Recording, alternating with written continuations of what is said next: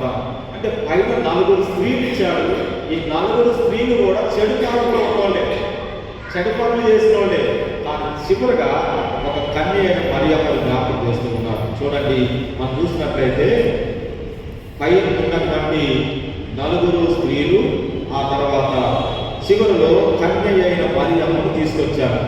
ఈ కన్య అయినటువంటి మరియ చాలా పవిత్రురాలు, పరిశుద్ధురాలుగా పురుషుని ఎరగనటువంటి స్థితిలో ఈ సమాజంలో జీవిస్తూ ఉంది. ఎందుకంటే ఒక కన్యక గర్భవతి అయి కుమారుని కనును. పూర్వకాలంలో ఆదికాండంలో 3వ అధ్యాయంలో 15వ వచనంలో ఒక మాట ఉంది ఏంటంటే, మరి ఆ ఒక స్త్రీ సంతానముగా ప్రోటో ఎవాంగెలియో అంటారు అన్నమాట. అంటే ఆదికాండం 3వ అధ్యాయం 15వ వచనంలో ప్రోటో ఎవాంగెలియో అంటే మొట్టమొదటి సువార్త ఆదికాండం 3వ అధ్యాయం 15వ వచనంలో అది నీకు తల మీద కొట్టును, నీవు దానిని కాళ్ళతో తొక్కుదు. అది అనేటువంటి మాటకి కింద పుట్టులో ఏమిచ్చారంటే బైబిల్ ఆయన అని ఇచ్చారు. అది అనేటువంటి మాటకి అదే బైబిల్లో చూస్తే 3వ అధ్యాయం 15వ వచనంలో అది అని ఒక గీత గీసి దాని అర్థం కింద ఏమిచ్చారంటే ఆయన అని ఇచ్చారు. ఆయన ఎవరు అనగా ఈ స్త్రీ గర్భాన యేసు జన్మించబోతున్నాడని అనాది కాలంలోనే, ఆది కాలంలోనే 3వ అధ్యాయం 15వ వచనంలో దేవుడు జ్ఞాపకం చేశాడు. యెషయా గ్రంథము 7వ అధ్యాయం 14వ వచనం వచ్చేసరికి యెషయా ప్రవక్త మాట్లాడుతూ, ఆలకించుడి, కన్యక గర్భవతి అయి కుమారుని కన్ను, అతనికి ఇమ్మానుయేల్ అని పేరు పెట్టాడు.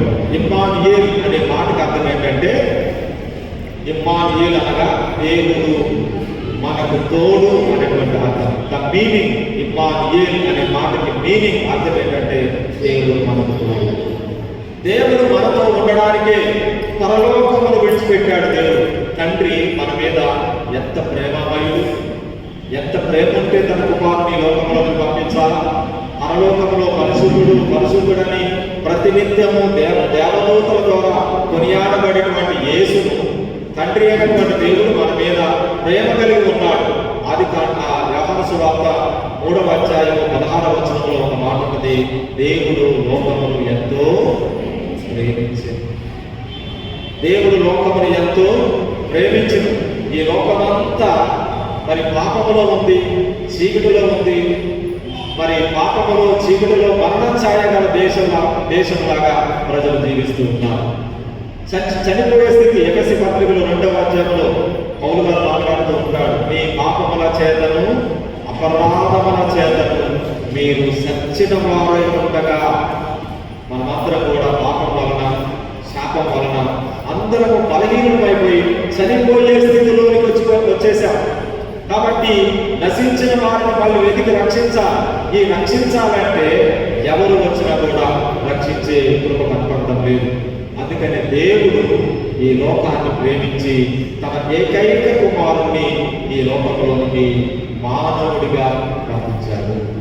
గలతీ పత్రిక 4వ అధ్యాయం 4వ వచనంలో ఉన్నది, పరిపూర్ణమైనప్పుడు దేవుడు తన కుమారుని పంపెను.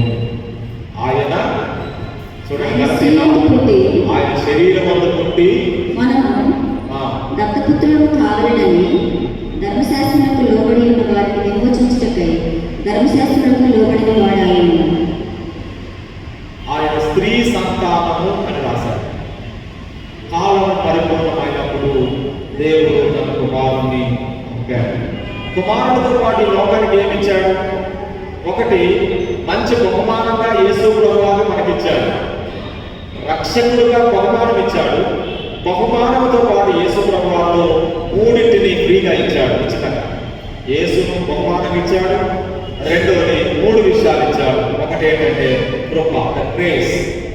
కృప అనేది ఉచితమే. నీవు ఆయన నమ్మినట్లయితే ఆయన కృప నీకు ఎల్లప్పుడు ఉంటుంది. అందుకని పౌలు గారు అంటాడు, నా కృప నీకు చాలు, నా కృప నీకు చాలు. కృప అనేది ఉచితంగా ఇచ్చాడు. రెండోది రక్షణ అనేది కూడా ఉచితమైంది. రక్షణ కూడా ఉచితమైంది. అలాగనే సమాధానము అనేది కూడా ఉచితమైంది. యేసు ప్రభువారు జన్మించినప్పుడు ఆయన కృప మన మధ్య సంచరిస్తుంది. ఏంటి ఆ కృప అంటే యోహాను సువార్త 1వ అధ్యాయం 14వ వచనంలో మనం చూస్తూ ఉంటాం. ఆది యందు ఉండిన వాక్యమే, యోహాను సువార్త 1వ అధ్యాయంలో చెప్పినట్టుగా ఆది యందు వాక్యం ఉండెను, వాక్యము దేవుని యందు ఉండెను, ఆ వాక్యమే దేవుడై ఉండెను. ఏ వాక్యము? అబ్రహాము కంటే ముందున్నటువంటి వాక్యం. అబ్రహాము కంటే ముందున్నటువంటి వాక్యమే, ఆ వాక్యమే శరీరధారిగా. చూడండి యోహాను సువార్త 1వ అధ్యాయం 14వ వచనంలో గమనించినట్లయితే ఆ వాక్యమే శరీరధారి అయి సత్య సంపూర్ణుడుగా, కృప సత్య సంపూర్ణుడుగా. కృప అనేది ద గ్రేస్. అందుకని నేను మీకు చెప్పాను, యేసుక్రీస్తు ప్రభువు వారు ఈ భూమి మీదకి వచ్చినప్పుడు ఉచితమైనటువంటి కృప దేవుడు ఇచ్చారు. అందుకనే ఈ కృప ద్వారా మనం రక్షించబడుతున్నాం. ఈ కృప ద్వారా మనం జీవిస్తూ ఉన్నాం. ఒకవేళ కృప కనుక మనకు దొరకకపోతే మనం ఈ లోకంలో జీవించలేదు. ఈ రోజు మనం బ్రతుకున్నామంటే కేవలం ఆయన కృప, కేవలం ఆయన కృపే. ఈ క్రిస్మస్ పండుగ ఈరోజు జరుపుకుంటామంటే అది కేవలం ఆయన కృపే. ఎంతో మంది మహానుభావులు, జ్ఞానవంతులు మరి కాలగర్భంలో కలిసిపోయారు, మరణాన్ని వారు చూశారు. కానీ ఈరోజు మనం సజీవులుగా ఉన్నాం కదా, అది దేవుని కృపే.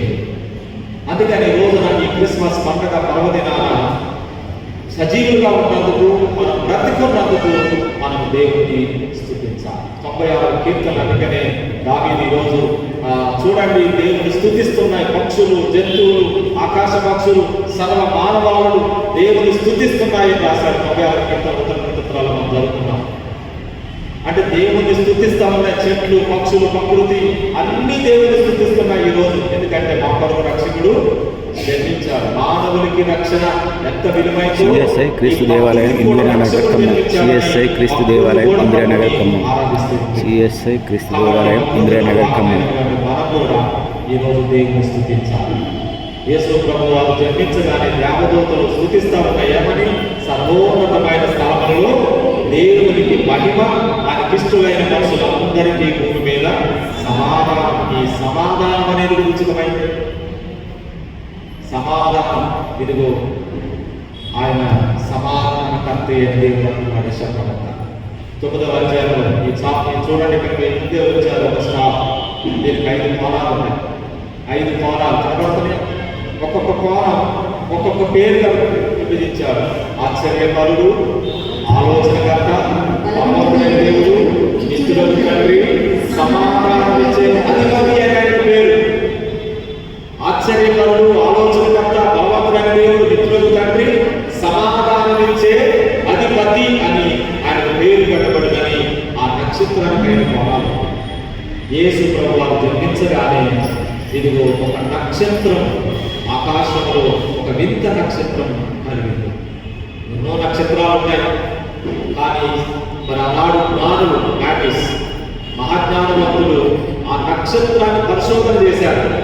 ఎందుకు ఈ నక్షత్రం జన్మించింది, ఎందుకు ఈ నక్షత్రం, దీనికి ఉన్నటువంటి ఒక అర్థం ఏంటి అని ఆ నక్షత్రాన్ని గమనించి నమ్మి ఏదో ఒక గొప్ప రాజు జన్మించాడు, ప్రభువు జన్మించాడని ఆ నక్షత్రమును చూసి వారు అత్యానందభరితులైనవి. చూడండి, మన దేవుని వాక్యంలో మనం చూస్తూ ఉన్నాం. 2వ అధ్యాయంలో మనం దేవుని వాక్యంలో మనం చూస్తూ ఉన్నాం కదా. మత్తయి సువార్త చదువుతున్నటువంటి సువార్త భాగంలో 2వ అధ్యాయం 10వ వచనంలో జ్ఞానులు, 4 జ్ఞానులు ఆ రోజు బయలుదేరారు. ఒకటి కాస్పర్, ఒక ఆయన పేరు ఏంటంటే కాస్పర్, 2 ఆయన పేరు బెల్తెషాజర్, 3 ఆయన పేరు ఆర్తుబాల్, 4 ఆయన పేరు మెల్కియోర్. 4 జ్ఞానులు మరి ఖగోళ శాస్త్రం అలాగనే నక్షత్రంలో పరిశోధించేటువంటి మహాజ్ఞానం కలిగినటువంటి వారు ఆ నక్షత్రమును చూచి అనేటువంటి మాట. చూడండి ప్రియమైనటువంటి ఈ రోజు కూడా మనం ఈ నక్షత్రమును చూచి అత్యానందభరితులైన దేవుని మందిరంలోకి రాగానే మనకు కూడా ఒక నక్షత్రం కనపడతాం. ఎపిఫనీ కేథడ్రల్ మహాదేవాలయం, the lord bishop, the saint bishop VS Abhaya తండ్రి గారు కేథడ్రల్ దేవాలయం, ఎపిఫనీ కేథడ్రల్ అనేటువంటి దేవాలయాన్ని ప్రవర్తనలో ఆయన 1903లో పునాది వేసి 1914లో ప్రారంభించి 1937 1935లో ఆ మందిరాన్ని నిర్మాణం చేశారు. సుమారుగా మందిరం నిర్మాణం చేయడానికి 26 సంవత్సరాలు పట్టింది. ఆయన ఎలా మందిరం నిర్మాణం చేశాడంటే, రెండు వైపులా ముస్లిం గోపురాలు పెట్టాడు, మధ్యలో క్రాస్ పెట్టాడు, క్రాస్ కింద ఒక నక్షత్రం పెట్టి దానికి ఎఫీఫానీ డే అని పెట్టాడు. ఎఫీఫానీ కెథడ్రల్ అని పేరు పెట్టాడు వ్యాసంగా. ఎంతమంది డోర్నకల్ చర్చ చూశారో నాకైతే తెలవదు, కానీ డోర్నకల్లో ఎఫీఫానీ కెథడ్రల్ అనేటువంటి దేవాలయం సెంటర్ భాగంలో ఒక నక్షత్రం పెట్టాడు. ఒక నక్షత్రం ఎందుకంటే రెండు వైపులా గోపురాలు కనపడతాయి, గోపురాలకు పైన ఎత్తుగా రెండు సిలువలు పెట్టాడు, మధ్యలో ఒక క్రాస్ పెట్టాడు, దాని కింద మధ్యలో ఆ క్రాస్ కిందనే నక్షత్రం పెట్టాడు. ప్రియమైనటువంటి వారాల దానిని ఆ చర్చి నిర్మాణాన్ని ఎపిఫానీ డే అనగా జనవరి 6వ తారీఖున చర్చి ఓపెనింగ్ చేశారు. జనవరి 6వ తారీఖున. ఎందుకంటే మనం కూడా యాక్వెంట్ అనేటువంటి రోజున ఈ నక్షత్రాన్ని పెట్టి జనవరి 6వ తారీఖున నక్షత్రాన్ని తీసుకురాస్తాం. మరి విఎస్ అబ్రయ్య తండ్రి గారు డోర్నకల్ ఎపిఫానీ కెథడ్రల్ సింబల్. ఎందుకంటే ఆ జ్ఞానులను నడిపించింది ఈ నక్షత్రమే. ఆ జ్ఞానులందరినీ నడిపించి హేరోదు రాజు దగ్గరకు వచ్చారు. హేరోదు రాజు బెత్లెహేమును పరిపాలన చేస్తూ ఉన్నాడు. బెత్లెహేమును పరిపాలన చేస్తూ ఉండగా వారు వచ్చి జ్ఞానులు అడిగారు, యూదుల రాజుగా పుట్టిన వాడు ఎక్కడ పుట్టాడు అని అంటే ఆయన కలవరపడ్డాడు. ఆ లోకమంతా మన మత్తయి సువార్తలో విస్మయం ఉందిరి అనేటువంటి మాట మనం చూస్తూ ఉంటాం. చూడండి, మనం చదువుకున్న వాక్యంలో 3వ వచనంలో హేరోదు రాజు ఆ సంగతి వినినప్పుడు అతడును అతనితో కలవరం. ఏం జరిగిందనేటువంటి ఒక కలవరపడ్డారు. ఆ జ్ఞానులు ఆ నక్షత్రం గుండా వెళ్ళి బెత్లెహేం అనేది యూదయ ప్రాంతం నుంచి బెత్లెహేం అనేది 1200 కిలోమీటర్లు. జ్ఞానులు సుమారుగా 1200 కిలోమీటర్ల ప్రయాణం చేశారు. వారి త్యాగాన్ని పెంచుకోవాలి, వారి ధైర్యాన్ని పెంచుకోవాలి, వారి నమ్మకాన్ని పెంచుకోవాలి. ఎందుకంటే మనం దగ్గర కూసంత దూరంలో ఉంటేనే మందిరానికి రావాలంటే మాకు అంత దూరం నేను నడిచి వెళ్ళాను, నేనెందుకు వెళ్ళాను, ఎప్పుడు వెళ్ళానని మనం అప్పుడప్పుడు కొంత చేస్తూ ఉంటాం. కానీ జ్ఞానులు 1200 కిలోమీటర్ల దూరం ప్రయాణం చేసి బెత్లెహేములోకి వచ్చి చూడగా వాళ్ళ యేసును చూసి వారు సాగిలపడ్డారు, నమస్కారం చేశారు. బంగారమును, గోలెమును, సాంబ్రాణిని కానుకగా సమర్పించినట్టుగా మనం దేవుని వాక్యంలో మనం చూస్తూ ఉన్నాం. ఈరోజు ఆ దేవుని యొక్క అనుగ్రహము ఎంత గొప్పది అని అంటే ఆయన దగ్గరకు వచ్చిన వారందరిని దేవుడు ఆశీర్వదిస్తాడు. తీతు పత్రికలో 3వ అధ్యాయం 4వ వచనంలో మనం చూస్తూ ఉన్నాం. పౌలు గారు మాట్లాడుతూ తీతు పత్రికలు, తిమోతి కానీ తీతు కానీ కాపర పత్రికలు. పౌలు గారు తీతుని, తిమోతిని ఎప్పుడు కూడా బలపరిచేవాడు. ఎందుకనగా వారిరువురు కూడా యవనస్తులు, పాస్టర్స్. ఈ తీతు పత్రిక 3వ అధ్యాయం 4వ వచనంలో గమనించినట్లయితే మన రక్షకుడైన దేవుని యొక్క దయ, మన రక్షకుడైన దేవుని యొక్క దయ, మన రక్షకుడైన దేవుని యొక్క దయయు మానవుల ఎడల ఆయనకున్న ప్రేమ, మానవుల ఎడల ఆయనకున్న ప్రేమ. దయ గొప్పది, ప్రేమ గొప్పది. ఎంత గొప్ప దేవుడవు నీవయ్యా, నిన్ను వర్ణింపగనేనెంతయా. ఎంత గొప్ప దేవుడవు నీవయ్యా, నిన్ను వర్ణింపగనేనెంతయా. నీ ప్రేమ గొప్పది,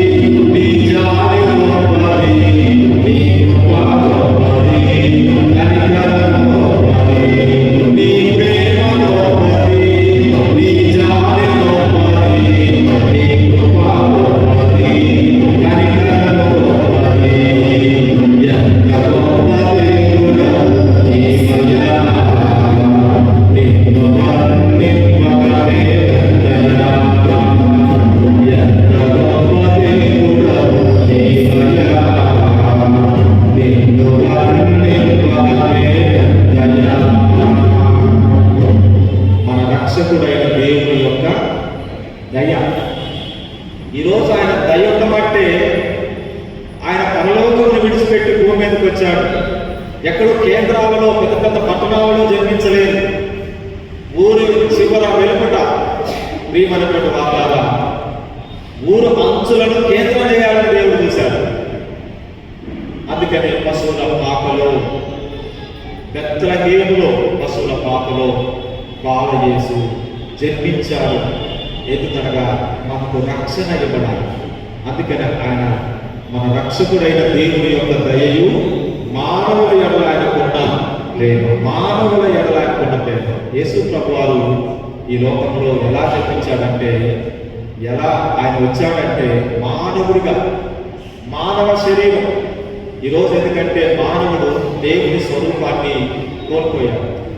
మొట్టమొదటిగా దేవుడు అసలు మానవుని ఎట్లా తయారు చేశాడంటే తన స్వరూపంలోనే. ఆది కాండము 1వ అధ్యాయం 26వ వచనంలో మనం చూస్తూ ఉంటాం. మనం ఎవరి స్వరూపం అంటే మొట్టమొదటిగా దేవుని స్వరూపంలోనే దేవుడు మనందరినీ సృష్టించాడు. కానీ గలతీ పత్రిక 4వ అధ్యాయం 19వ వచనం వచ్చేసరికి మన రూపం అంతా మారిపోయింది. ఎందుకంటే మనం చేసినటువంటి అతిక్రమ క్రియల వలన, మన పాపం వలన, మనం చేసినటువంటి క్రియల వలన మానవ రూపం ఉంటుందంటే మరి సాతాను రూపంగా మారిపోయింది, పాపములో మారిపోయింది. అందుకని మళ్ళీ మన రూపం మారాలని మన రూపంలోనే వచ్చాడు. ఒక రాస్తూ ఉంటాడు గలతీ పత్రిక 4వ అధ్యాయం 19వ వచనంలో ఏముందంటే, 4వ అధ్యాయం 19వ వచనం చదవండి. నా పిల్లలారా క్రీస్తు స్వరూపం మీ యందు ఏర్పడు వరకు మీ విషయమే మరలా నాకు కలుగుతుంది.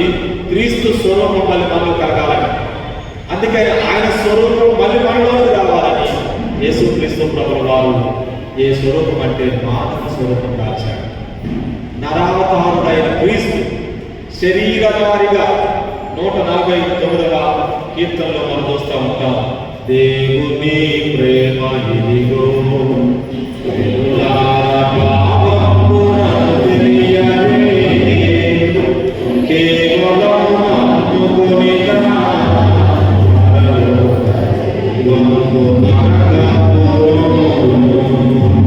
రెండవ చరణంలో ఏమన్నా చూడండి.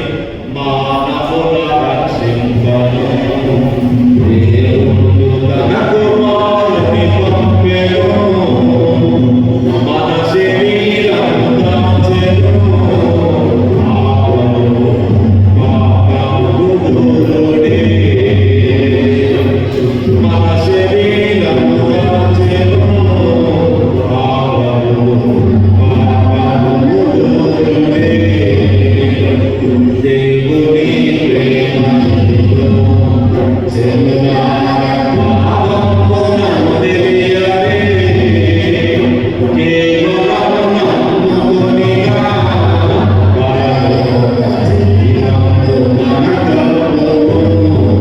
యేసుక్రీస్తు ప్రభువు వారు ఎవరంటే శరీరధారి. కన్య గర్భము నుండి పుట్టినది మొదలుకొని ఆయన శిలువలో ఆ సమాధి వరకు, గర్భము నుండి సమాధి వరకు ఆయన జీవితం పరిశుద్ధమే. ఆయన జీవితమే పరిశుద్ధం. ఏ పాపము చేయనటువంటి వ్యక్తి పవిత్రుడుగా, పరిశుద్ధుడుగా కన్య గర్భమందు పశువుల పాకలో యేసు వారు జన్మించి మనందరినీ రక్షించేవాడు. ముఖ్యంగా మానవుని యొక్క యోగక్షేమాలు చూడడానికి వచ్చాడు. ఎంఎం థామస్ అనేటువంటి ఒక పండితుడు ఏం చెప్పాడంటే, రక్షణ అంటే మానవుని యొక్క యోగక్షేమాలు చూడడమే రక్షణ. మానవుని యొక్క యోగక్షేమాలు. ఈరోజు మానవుడు మరణాపాయ స్థితిలో ఉన్నాడు, నశించిపోతున్నాడు, పాపములో ఉన్నాడు, మునిగిపోయాడు. కాబట్టి మానవుని యొక్క యోగక్షేమాలు చూడడానికి ఒక మానవుడిగా, మానవ జన్మనెత్తి ఒక మనిషిగా, నరావతారుడైన క్రీస్తుగా ఈ లోకంలో యేసు ప్రభువు జన్మించారు. కాబట్టి మానవులమైన మనమందరం ఎంత ధన్యులము. అందుకనే ప్రియమైనటువంటి కావాలా ఈరోజు దైవ అనుగ్రహంలో మనం తీతు పత్రికలో మనం చూస్తూ ఉన్నాం. తీతు పత్రికలో 3వ అధ్యాయంలో మనకు దేవుని వాక్యంలో మనం చూస్తూ ఉన్నాం. ఆయన దయయు మానవుల ఎడల ఆయనకున్న ప్రేమను ప్రత్యక్షమైనప్పుడు మనల్ని అనుసరించి చేసిన క్రియల మూలంగా కాక తన కనికరము